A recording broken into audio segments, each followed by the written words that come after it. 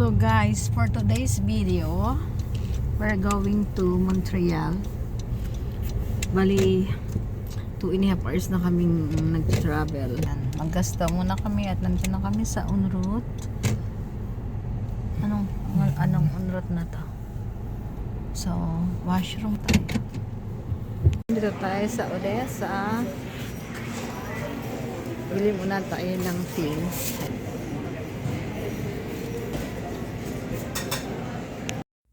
Siyempre, picture muna tayo and flex natin ang ating kape na binili, including the donuts. Ang sarap ng donuts, guys. Try nyo rin siya. So, meron siyang biscuit sa ibabaw at nakakalas siya ng tamis.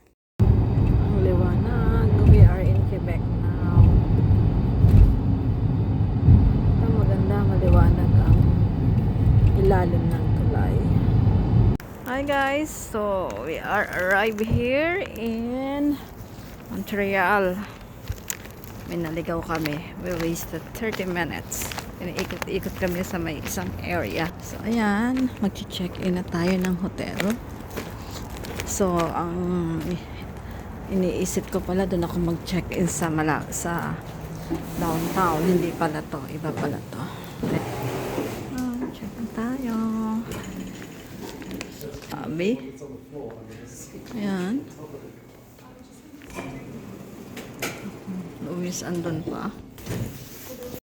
Siyempre, pagpasok sa hotel, picture muna tayo. Bawal munang galawin. Bawal munang ipato ang mga gamit para maganda sa picture. Yan tayo Pilipino tayo, diba?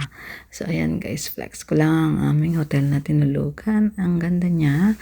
So, ayan, antok na ako. Bye!